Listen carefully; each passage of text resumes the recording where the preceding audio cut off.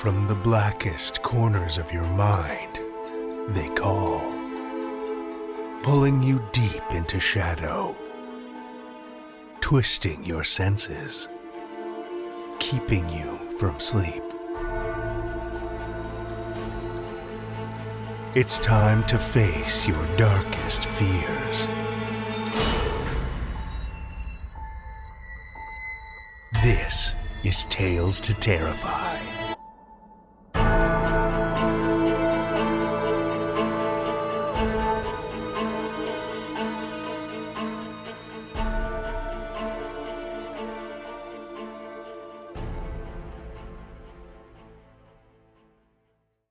Good evening, children of the night, and welcome.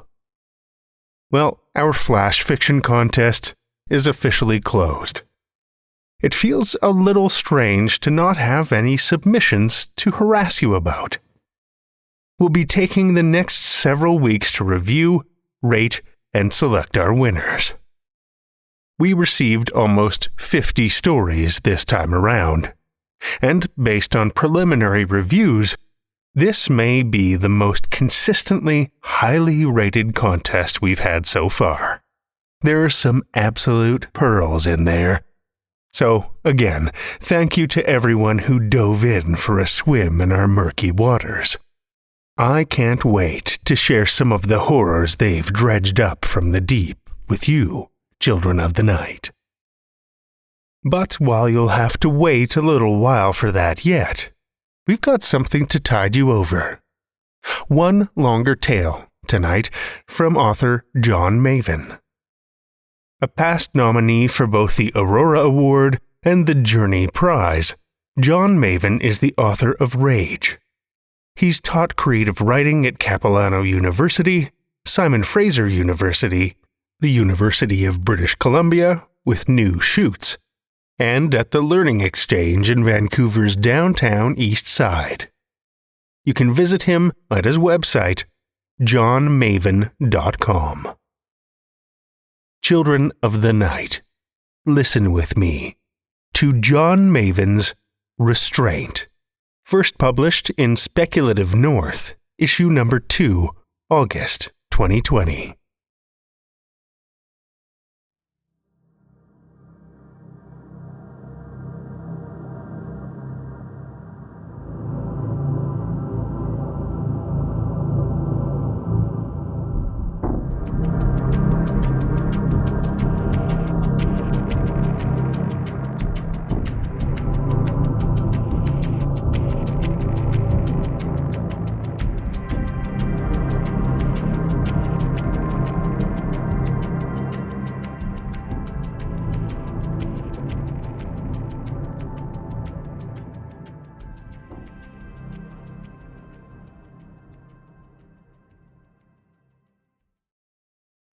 Third quarter.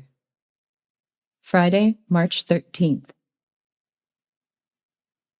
I wake naked on my bedroom floor as the late morning sun, filtered through the steel mesh on my security window, warms my skin. Morning doves plaint in the nearby pitch pines. I wonder what I did this time, but only until I notice the comforting scent of uncooked breakfast meat. I slip on my moonspell jersey and denim skirt, pull my red hair into a ponytail, unlock my door, and head downstairs in the hope my program packmates have left me something to eat. The dining hall is empty. A human I've never met before, who reeks of stale garlic, scrolls through her phone at the big table. She stands when she sees me and tucks her graying hair behind her ears. Ulrika Rollins? I'm Michaelia Laurent, your new caseworker. The kitchen staff has laid out fresh eggs and Ossenwurst, raw beef sausages spiced with cloves, mace, and nutmeg, but no one's touched them yet. I check the clock on the wall. 10:45 a.m. Is this about last night? Someone howls upstairs and kicks at a door. Michaelia slips her phone into her purse. She's wearing a silver crucifix, an oversized red sweater, tan jeans, and brown Blundstones. Gather your belongings, hon. You're being transferred. My stomach rumbles. I haven't eaten since lunchtime yesterday. They'd served metagel, uncooked minced pork, playfully shaped like little hedgehogs. Can I at least eat first? I move toward the full stack of cafeteria trays. Acalia steps in front of me and points to the clock. The other residents have been kept in their rooms. Her smile disappears as she reaches into her purse and withdraws a vial of wolfsbane with a quick-release seal. You know the program has strict rules for werewolves who can't keep their shit together. Acalia drives us west on Highway 401 in her silver Ford Fiesta. A net bag of garlic cloves dangles from the rearview mirror. My backpack, filled with everything I own, is on my lap. I do my best not to whimper. I'm now farther from home than I've ever been in my life.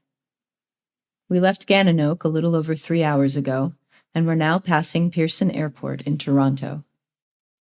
An incoming 747 thunders low to the ground, shaking the car. Program participants aren't allowed on public transportation, for obvious reasons.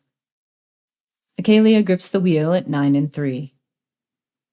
Hang in there. We're about halfway to Chatham.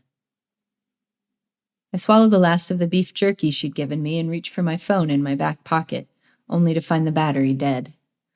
I plug it into the Fiesta's USB port.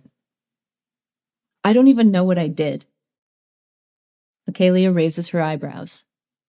You killed the Great Dane. Brutus? He'd been the Bisclavert Rehabilitation Center's communal pet and unofficial watchdog. I find dried blood under my fingernails.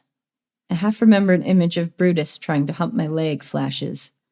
Bile rises in my throat. Acalia nods. Bisclavret is on an island in the St. Lawrence. Brutus and I used to go running every morning along the waterfront trail. I stare outside. A construction site's back dirt pile glows gold in the mid-afternoon sun. Acalia touches my sleeve with her right hand. Your dam enrolled you in the program to learn restraint. My heat is coming soon. Ruthven House is a halfway facility, hun. If you can make it to the end of the month without another episode, you'll be released. I thought I'd have to restart the 120-day program all over again like I did after the Irish Wolfhound in Parry Sound. I can do that. Acalia smiles. Our first stop in Chatham is Talbot's Meats, a program-approved butcher on the outskirts of town.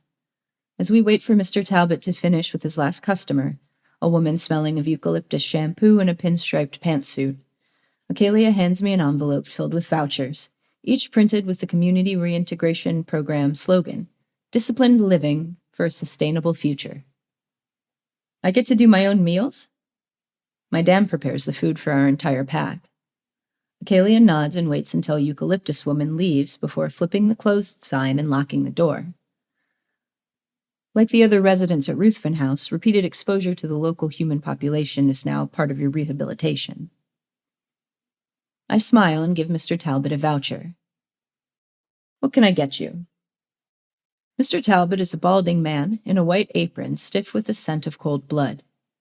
Like Acalia, he wears a silver crucifix around his neck. A vial of wolfsbane sits on a low shelf behind him. Cuts of beef, pork, chicken, and lake fish lie on metal trays under the glass counter. A table with a few fruits and even fewer vegetables sits by the window. A glass-fronted freezer takes up the opposite wall. Mixed spices, cooking oils, and a selection of jarred sauces are scattered on the shelf above the wolfsbane. I look at Acalia. How big is the pack at Ruthven House? There are 3 other residents. I turn back to Mr. Talbot. Beef fillet, finely chopped, enough for 4. My dam would approve. For carne cruda, as a meal. Mr. Talbot frowns. Maybe you should make something else. Acalia glares at him. It's the only dish I know how to make. Raw beef with lemon, garlic, and olive oil. What do you care? I hand him 3 more vouchers. He shrugs and waves them away. You only need 1. He heads into the back to start up his slicer. While he's gone, I grab a garlic clove and the freshest lemon from the table. Acalia smiles encouragingly. A few moments later, Mr. Talbot returns with a paper-wrapped bundle. I've got some blood platter. He points to the freezer. It's like black pudding, only thinner. I look at a package. Scandinavian pancakes made of whipped blood. Frozen, obviously. Gross. I shake my head. I'll need some extra virgin olive oil, too. Acalia slows in front of a 100-year-old brick farmhouse surrounded by a field of withered corn stalks bordered by a cedar windbreak. A paved driveway is filled with black European imports, a Porsche 911, a Land Rover, an Audi crossover, and a two-door Jaguar sedan. All 4 cars are mud-splattered with scratched paint and are at least 20 years old. Acalia puts 2 wheels on the grass but keeps her foot on the brake. You're not coming in? I disconnect my phone and put it in my pocket. Acalia fingers her crucifix, then reaches into her purse and hands me her business card. My direct number. Check in every morning, hun. I grab my backpack and get out of her Fiesta.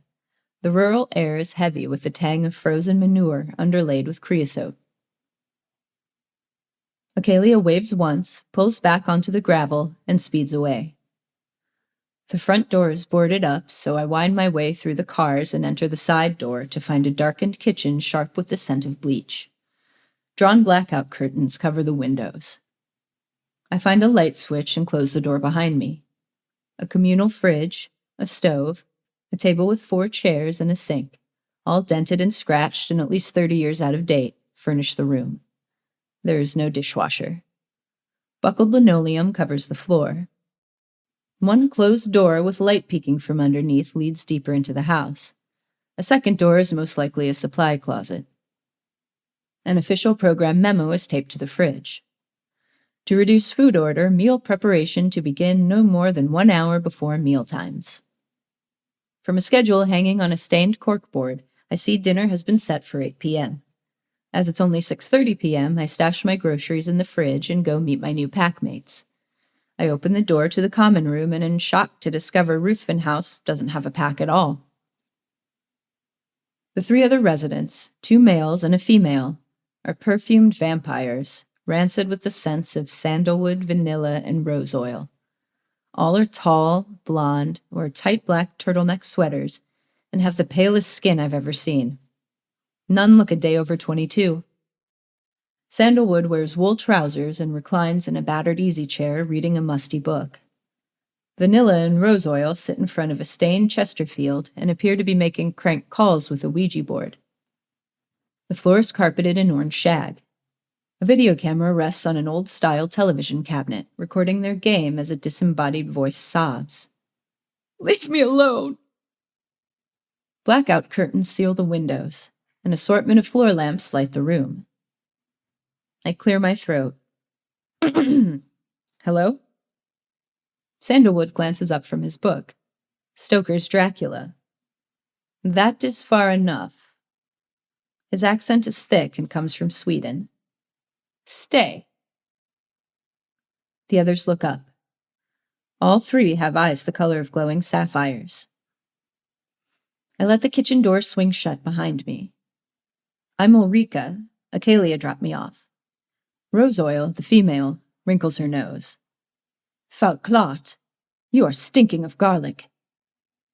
Another Swede. How she can smell anything over her own cloying stench is beyond me. Sandalwood glances at Rose Oil, then turns to me. Community reintegration program? I nod. Vanilla, who's wearing black jeans, removes the planchette from the board and the voice fades away. A new toy, Georg? His accent is Swedish as well. Rose Oil repositions the video camera to include me in the shot. Sandalwood, Georg, closes his book. You are learning to restrain yourself? I nod again. Vanilla smiles. Georg holds out a hand with tapered fingernails. Transfer papers? I reach into my backpack and take out my envelope of vouchers. This is all I've got. Georg shrugs. I put my vouchers away. I'm here until the end of the month? Rosoil wrinkles her nose again. Vad fan, you are being an estrus? Vanilla whistles. The local dogs are going to be sniffing around for a fuck. My lip starts to curl, and I will it to relax. Past experience with my dam has taught me to deflect rather than confront. Would one of you show me my room? Wash the stink of Acalia from yourself first.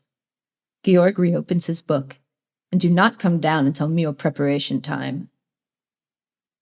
Would one of you show me the shower, then? Upstairs. Rosoil points to a banistered staircase in the corner. The basement is belonging to us.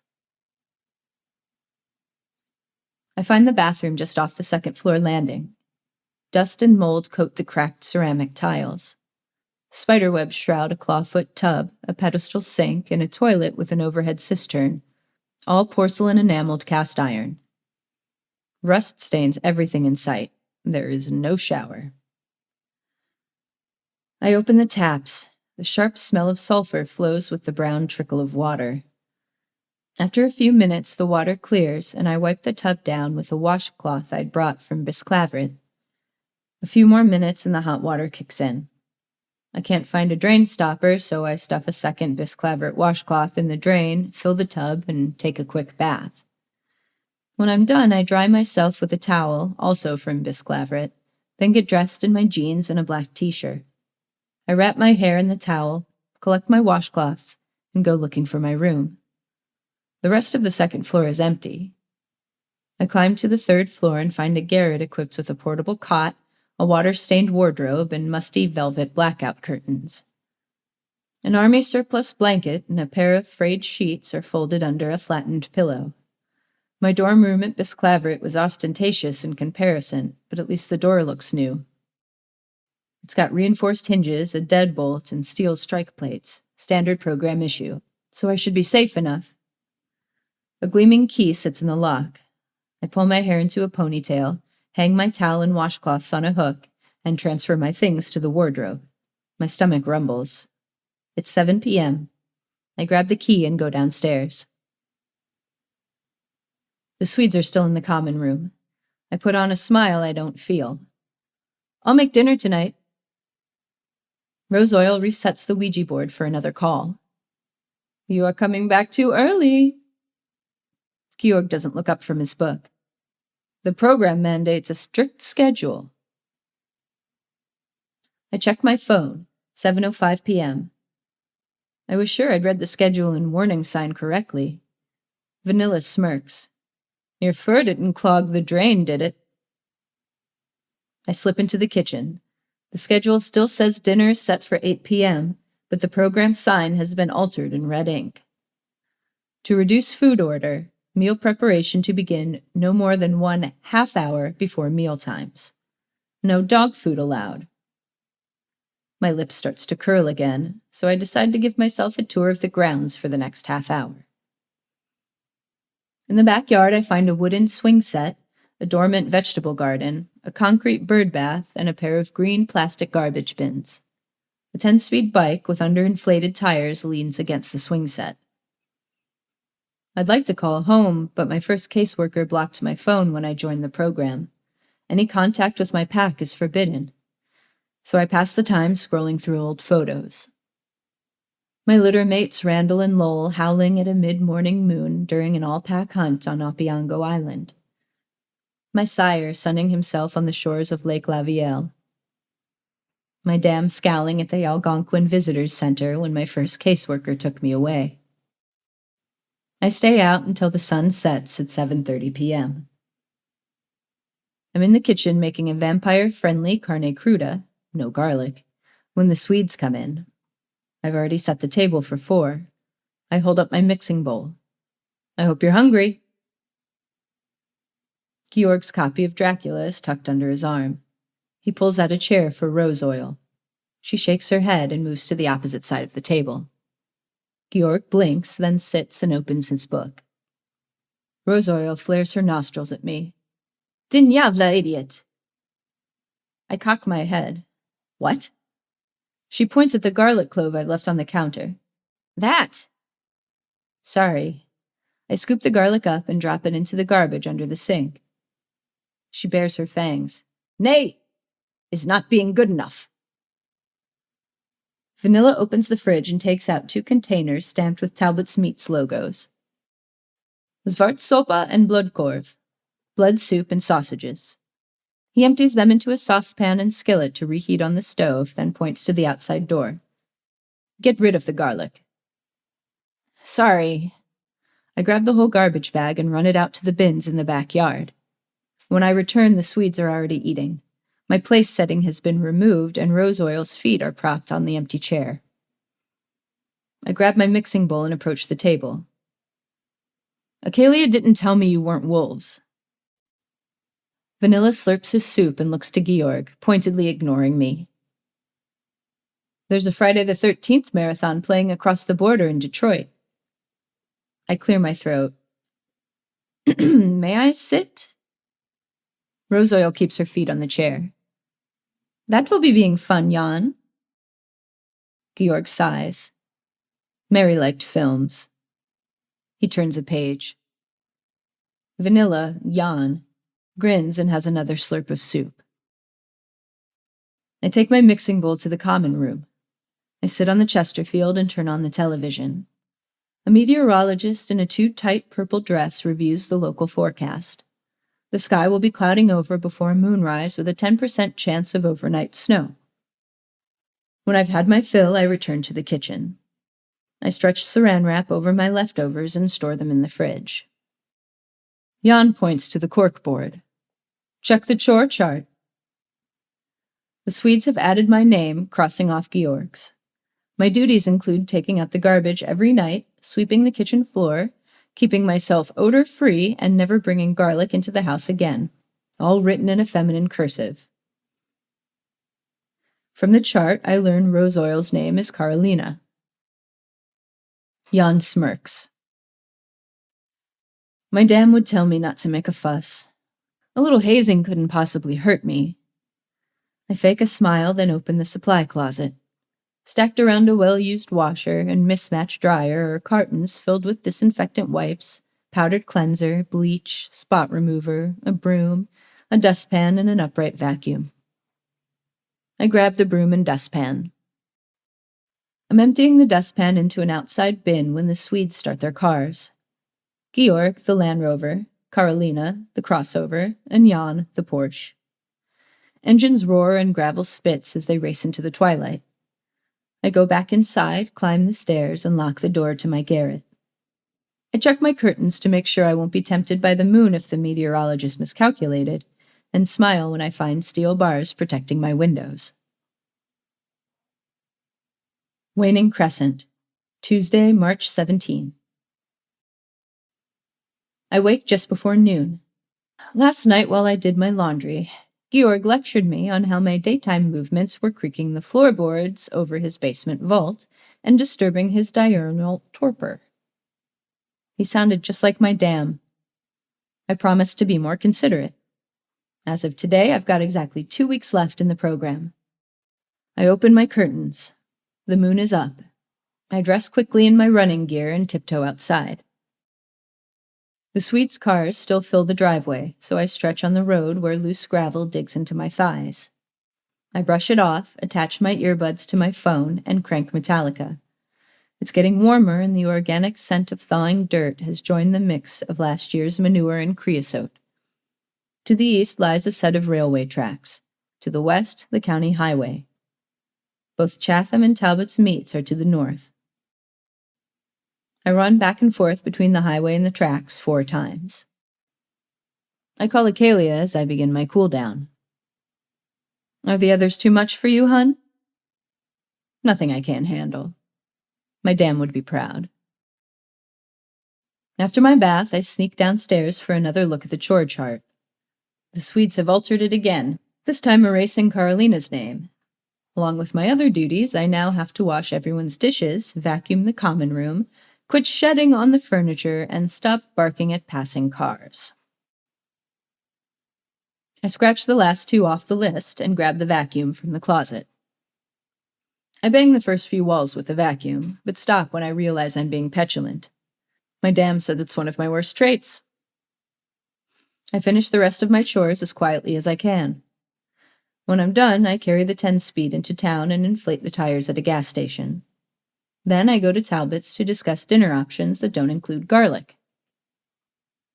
What about steak tartare? Mr. Talbot reaches for a tray under the counter. Finely minced raw beef with onions, capers, and an egg yolk. A happy St. Patrick's Day banner hangs in the window. Enough for 4. How's the sharing going for you? He bends to pick up the tray of beef. Mind your own business, human. My dam's voice echoes in my head. It's taken me 4 days to get through the carne cruda, but I didn't waste anything. Watch your tone, wolf. He glances meaningfully at the wolfsbane. I'm trying to help you.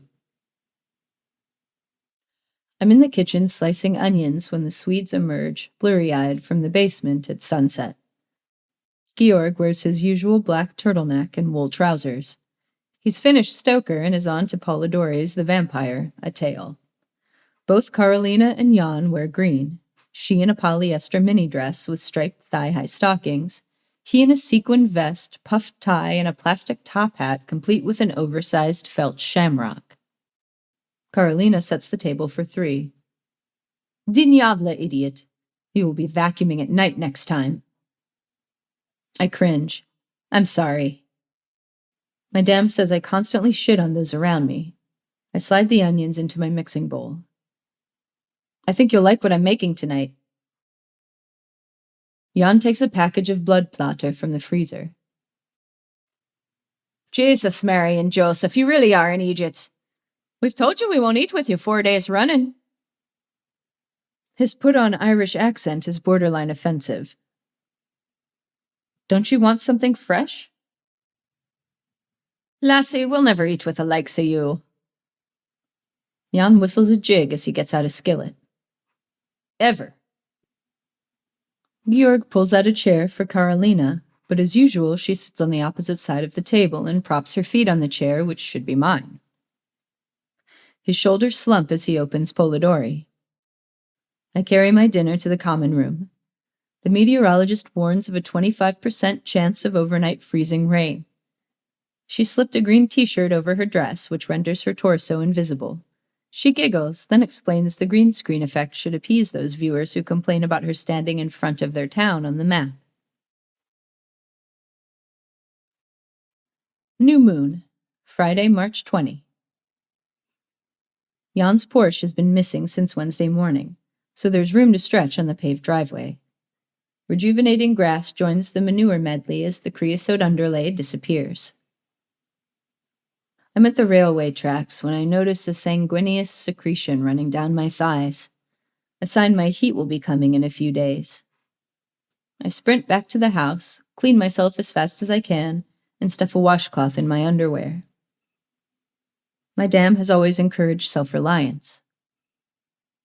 I call Acalia to assure her things are fine, then hurry to Chatham for sanitary supplies.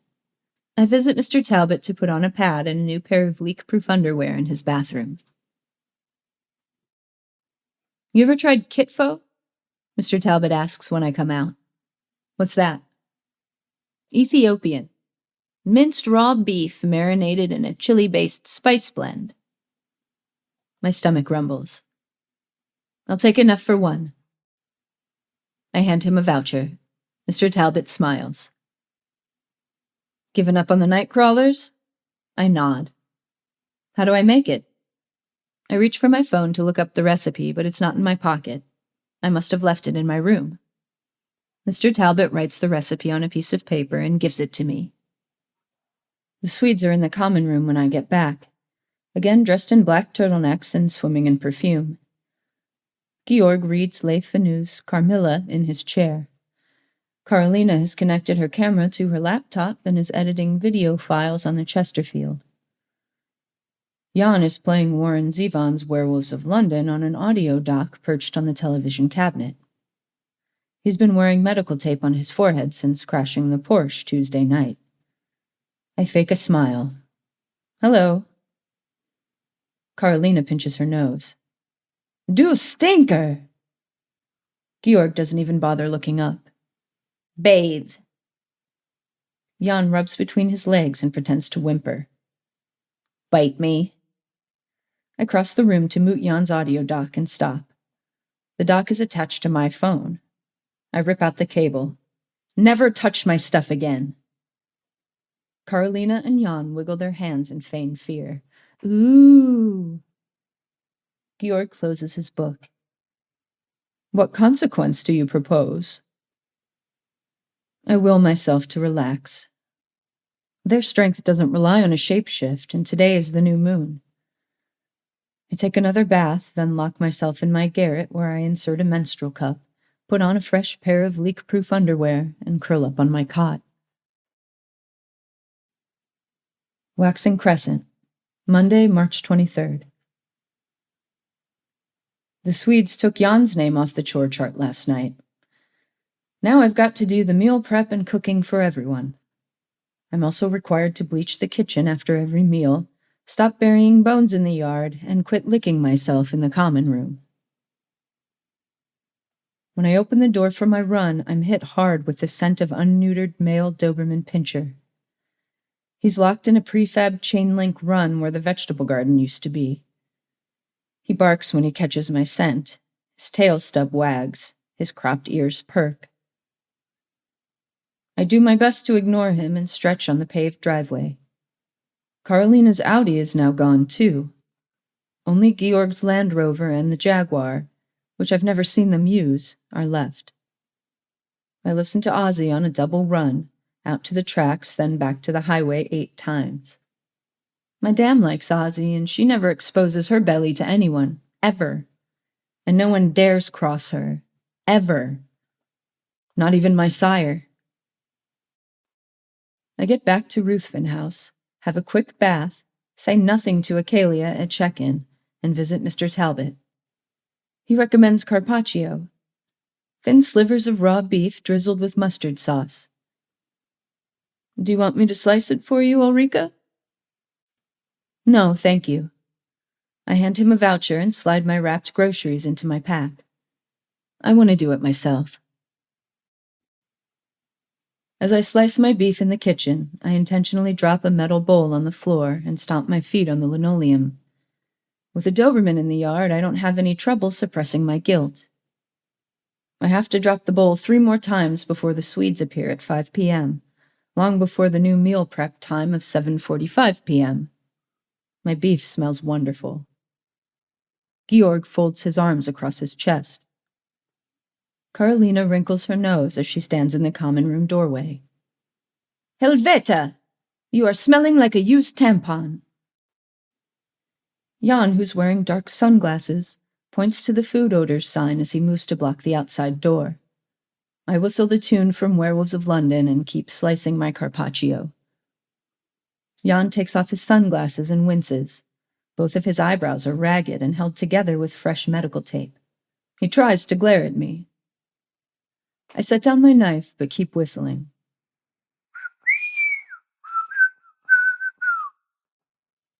Georg's face hardens.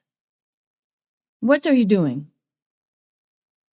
I arrange my beef on a plate and pour my sauce over it. Your hazing stops now. Carolina scowls. Nay, it is stopping when we are saying it is stopping. Remember, we've seen your phone. Jan rubs his crotch and howls. Go hump a leg. I dip my fingers in mustard sauce and lick them one by one. Oh, I'm sorry, you can't. Your kind doesn't have living genitalia. Carolina hisses. Slang dig wagen. I have no idea what you're saying. I smile wide. But I wondered, do you have to act like teenagers to feel anything at all, or are the 3 of you just dicks? I run the water in the sink and rinse the metal bowl I'd made the sauce in. Jan stops howling and bares his fangs. Go chase a car. Which one? Yours are almost gone. I turn off the tap and put the bowl on the counter. How come you never take the Jaguar? Georg points to the outside door. Get out. I shrug. Sure. In 8 days. Carolina hisses again. I roll my eyes. Jan puts his fangs away. Look at me. I do. He tries this hypno-mind trick on me, getting all charismatic, lowering his voice and amping up the suave. You want to please me. He looks ridiculous with the medical tape holding his eyebrows together. I laugh in his face. Fine. Jan frowns. Go hump your new boyfriend. Carolina steps closer. He is meaning the Doberman. A growl rumbles my throat. Jan smirks. The odds are 3-1 in our favor, and the moon isn't out. I laugh again. Moonrise had been at 9:30 a.m., an ass-sniffingly important detail they'd failed to register. I reach over the counter and open the blackout curtains. The crescent moon hangs over the cedar windbreak at the edge of the field. I feel a slight invigoration. More importantly, direct sunlight enters the room. Dust motes dance in the air. Reflections from the metal bowl dazzle the ceiling. Everyone's irises contract. Jan whips on his sunglasses and jumps back. Carolina squeaks as she hides in the supply closet. Georg closes the closet door. Shut the curtains! Get rid of the Doberman. A few tense minutes pass where we glare at each other, me in the sunlight by the counter, the Swedes in the shadows. Finally, when the sun reaches the closet door, Georg swallows. Okay. I close the curtains, and the Swedes relocate to the basement. I carry the television into the kitchen and enjoy my carpaccio at the table with the meteorologist in the too-tight dress, which is yellow today. She tells me the skies are to remain clear and the moon isn't due to set until midnight. Midway through her forecast, someone hands her a gray cardigan to cover herself. First quarter. Friday, March 27th. While the weather's getting warmer, it's also been overcast for days and the Doberman is still in the backyard. I crank Danzig on my phone and go for a double run. When I get back, I discover the Swedes have locked me out of the house. Carolina watches through the kitchen window, wearing sunglasses and wrapped in a hooded cloak. She shoots me the finger. She's wearing leather gloves. Someone cranks Werewolves of London on the audio dock. They must have downloaded their own copy. While my dam's authority at home is undisputed, she certainly doesn't do everything herself. I call Acalia and demand an immediate transfer. You've got 5 days left, hon. Her voice is saccharine. They've brought in an unneutered Doberman. Acalia grows stern. It's within their rights as program participants to keep a pet. My heat is coming. You can do this. You remember Brutus and the Irish Wolfhound? Her tone lightens. Consider this your final test. If you can make it through this last week, then there will be nothing the human world can throw at you that you won't be able to handle. You'll be the community reintegration program's greatest success. I hang up and grab the 10-speed. Mr. Talbot smiles as I enter. How about some koi soy? It's Thai. Ground lean beef marinated in fish sauce, lime juice, chilies, and herbs. I shake my head. Not today, thanks. Yuko?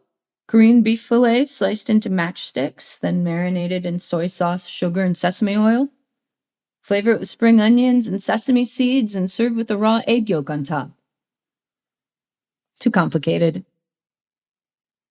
Mr. Talbot looks under his counter. The fresh T-bone? Perfect. I give him a voucher. I'm camped out on the wooden swing set, figuring I'll wait until the Swedes leave for the night before I lock myself in my garret. The steel bars on the windows and my reinforced door will keep me safe. I nibble at my T-bone, trying to make it last.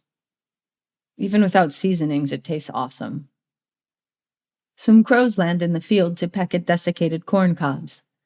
They're beyond chasing distance, so the Doberman keeps his focus on me.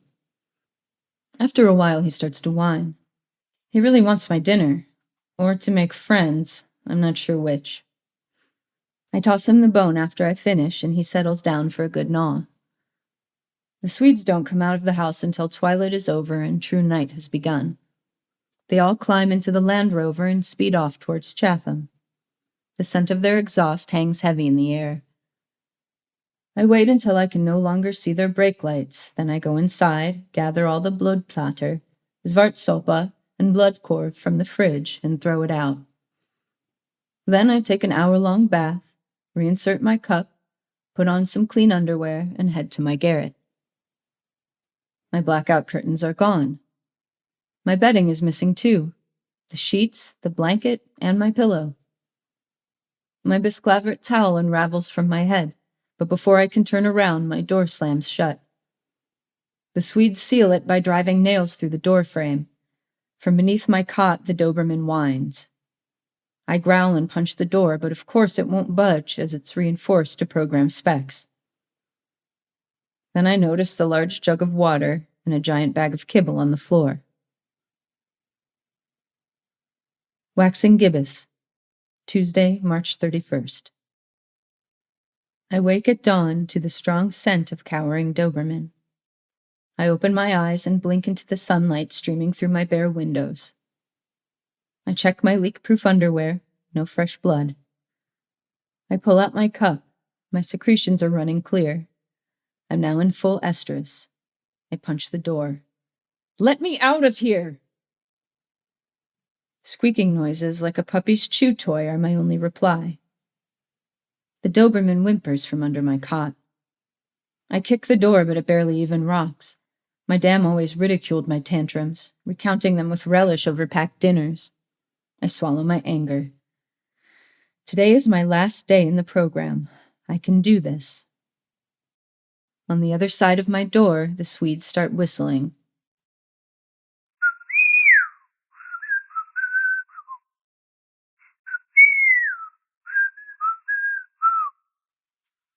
The Doberman crawls out from under my cot.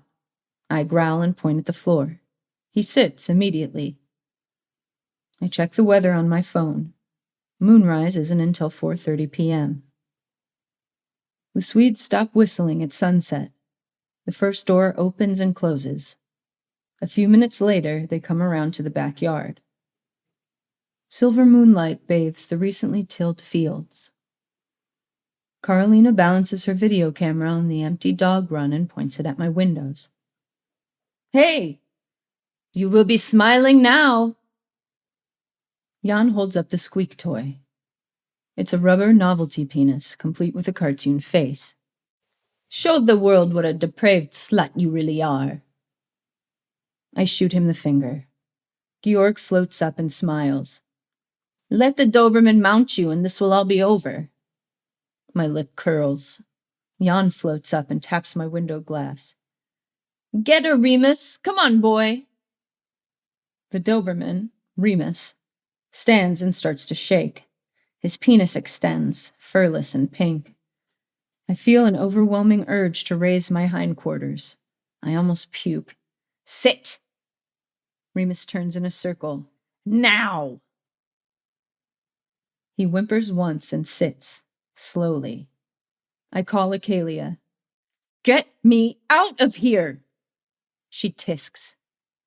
"Today's your last day, hun." "They're trying to make me fuck the Doberman!" Acalia hangs up. I throw my phone across the room. It shatters when it hits the wardrobe. Outside, Jan shoves the squeak toy down his pants. Georg taps my window. "It is too bad your phone is broken." He points to a silver Ford Fiesta idling on the road. Acalia sits in the driver's seat with a pair of binoculars. "You could have reminded your caseworker that Ruthven House is not a kennel. How dare she replace Mary with you?"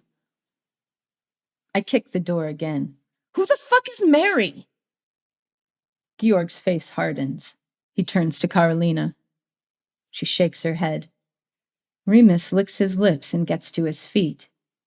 I have to fight the urge to get on all fours. "Down!" Remus squats. Jan squeaks the rubber penis between his thighs and pretends to orgasm. Remus stands again. Although my dam won't let others do it, she does bend the rules to suit herself.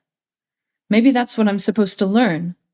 I shift slightly, no fur, just enough to make me stronger than your average house pet. My lupine desire skyrockets. Bile fills my mouth. I grab Remus by the scruff of his neck, snap his spine, and jam his corpse against the window. Leave me alone, Georg. I'm going home. Georg blinks, then motions for Carolina and Jan to follow him back inside. They leave the video camera running. Georg tries to put his arm around Carolina. She slaps his hand. "Jag är inte Maddie." Acalia drives away. Full moon. Saturday, April 4. I've been locked in my garret with a dead dog and no toilet for 5 days. It reeks in here. I finished the last of the kibble yesterday. Carolina has brought out an extension cord and plugged it into her camera. 2 days ago, I watched the farmer plant his corn. He never once looked at my window, not even when I took off my shirt and pushed my breasts to the glass. I'm so horny I could cry. The Swedes have been playing Werewolves of London non-stop. With Remus dead, my time over, and Acalia watching from her car, I no longer know what anyone wants. The sun sets and Georg's Land Rover drives past Acalia's Fiesta. He returns an hour later. The music stops. Silence buzzes in my ears. I smell a new dog. Georg drags an undocked Rottweiler behind him and locks him in the run. He then picks up the bird bath and throws it at my windows. It shatters against the steel bars. Shards of glass and crumbling concrete fly into my garret, but the bars hold. The scents of fresh manure, perfumed vampire, and virile Rottweiler fill my room. Georg floats up just beyond reach. "Is this new stud more to your liking?" I say nothing and watch the twilight deepen in the cloudless sky. Moonrise looks to be about half an hour away. The Rottweiler spins in circles and barks as he catches my scent. He's deep-chested with a full tail, strong and masculine in ways Remus had never been. My knees start to bend. I grip the windowsill. Carolina picks up the camera. Jan squeaks the rubber penis and rubs it between his legs. Acalia's Fiesta idles on the road. The Rottweiler's barking intensifies. I force myself to keep my hindquarters down. The cedar windbreak is starting to glow with a silver backlight. Georg smiles and extends his palm to Carolina. She rolls her eyes and stays with her camera. Georg turns to me. "Fuck the dog." I shake my head and try to refocus the Swedes. "What happened to Mary?" Carolina glances at Georg, but neither respond. I move closer. Glass crunches under my feet.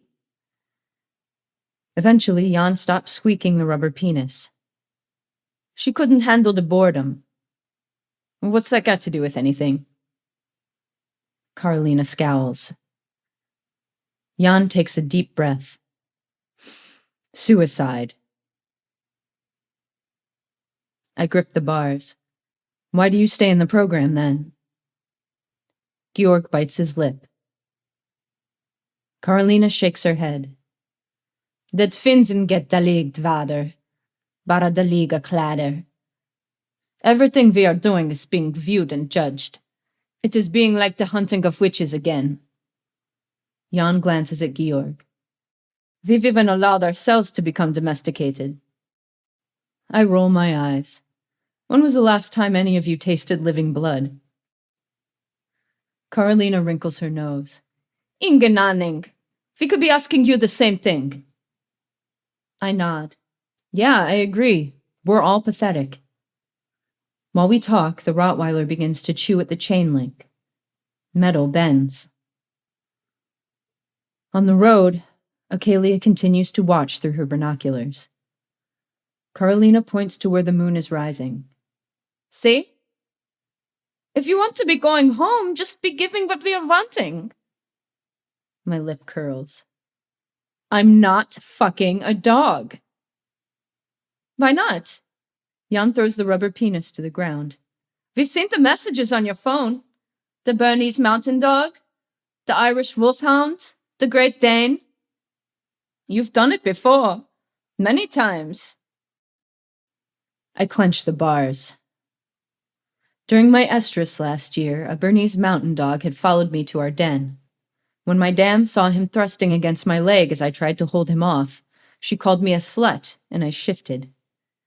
Unfortunately, the dog's owner organized an extensive search, and his eventual discovery of the mutilated corpse outside our den meant we had to move. My dam said she had no pity for a depraved bitch who couldn't keep her hindquarters down, and kicked me out of the pack before I could make a move on my sire or my littermates. Randall, Lowell, and my sire swore that would never happen and begged for leniency.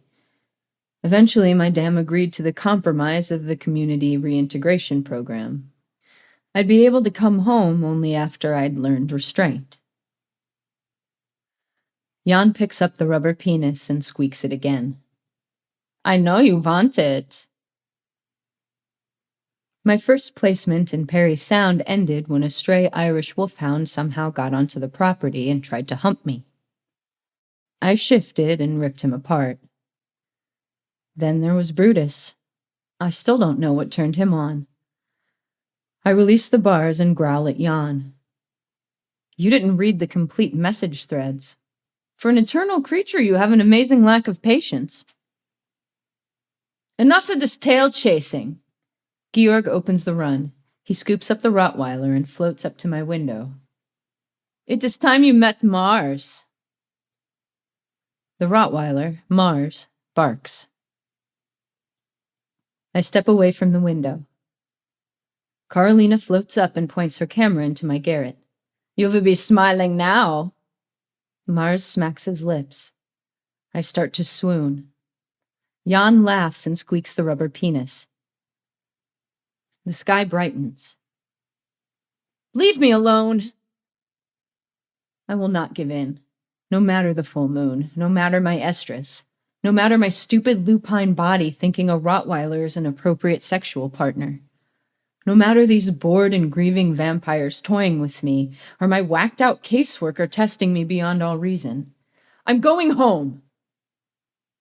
Georg laughs. As the moon rises over the cedars, I feel its pull. Strong, tempting. I throw myself onto my cot and bury my face in the bare mattress. Jan stops squeaking the rubber penis. What are we going to do now? I keep my face in the mattress. Georg clears his throat. You will digitally stimulate the canine. Ew. Jan's voice floats farther away. No way. Carolina? Nay.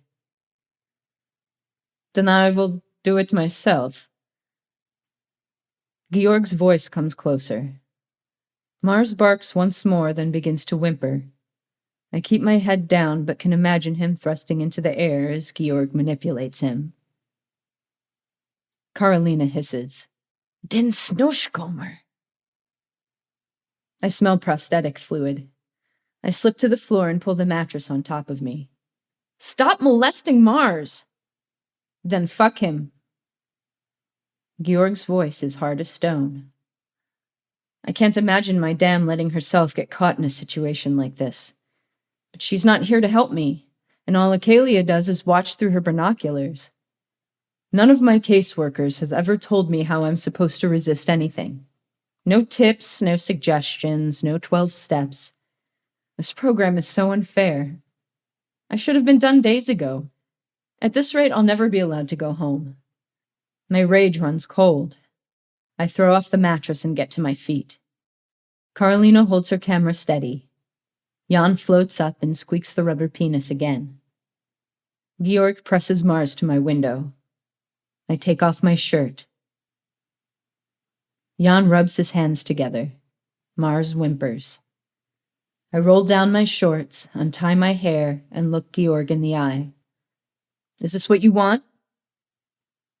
He nods. Slowly and deliberately, I shake my head. Never. I stand tall and look at the moon. I let my fur grow, my eye teeth lengthen, and my body distend. It feels good. Powerful. Calming. My claws go sharp. Waning gibbous. Sunday, April 5. I wake naked in the cornfield, the rising sun warming me as crows pillage the newly planted corn. The mingled scents of dirt, manure, and undead blood tinged with sandalwood, vanilla, and rose oil fill the air. I get to my feet and jog back to Ruthven House. The window bars have been ripped from the wall and lie across the crumpled chain-link run.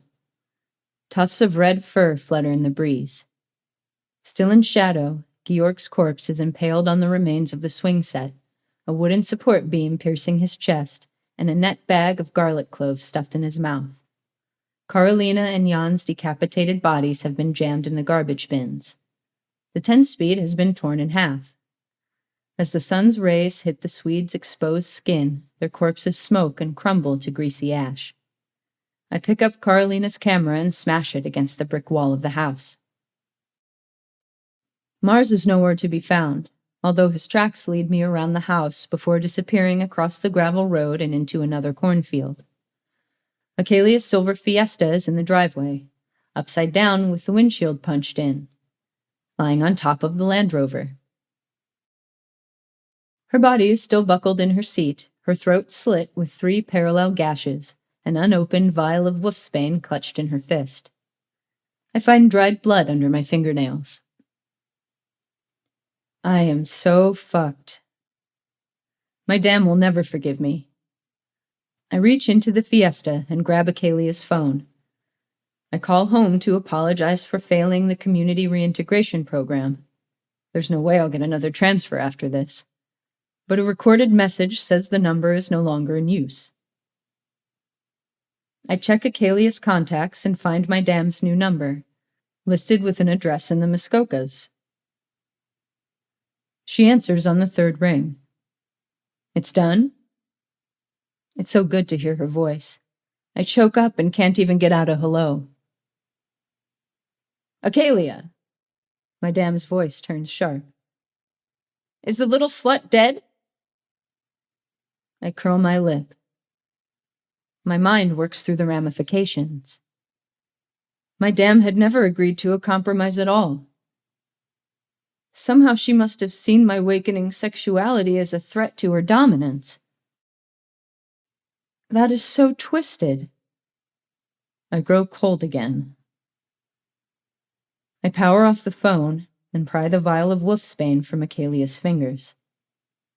Then I go back into Ruthven House, get dressed, and stuff my things into my backpack. I slip the wolfsbane into my pocket, then find the keys to the Jaguar in Mary's vault. Greasy ash coats the Jaguar's front seat. I clean it off with my bisclavert towel, throw my pack in the back, start the engine, and go see Mr. Talbot. I thank him for his friendship, exchange my remaining vouchers for fresh meat, and say goodbye. Then I get on the county highway and head for the 401. I'm going home.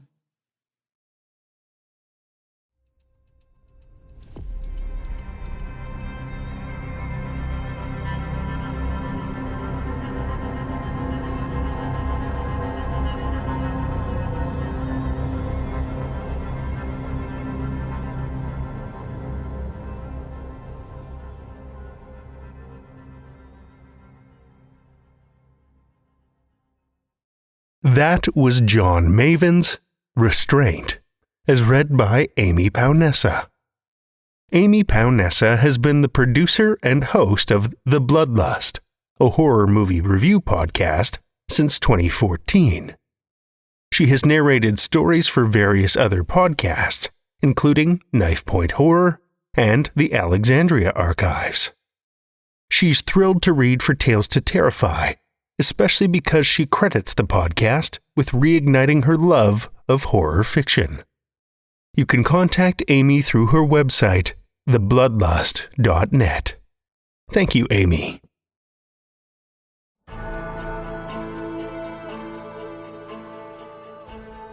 Well, children of the night, the hour is late, and we've run out of tales to tell. For now. Tales to Terrify is made possible by the tremendous generosity of our supporters on Patreon and PayPal. Incredible fans like Kathy Robinson and Amanda Gottfried, whose generous support helps keep the lights on and flickering ominously. Not a supporter already? Head over to patreon.com/Tales to Terrify, where you'll find all kinds of perks like ad-free and extended episodes, bonus content, and one-of-a-kind collectibles and merch packs.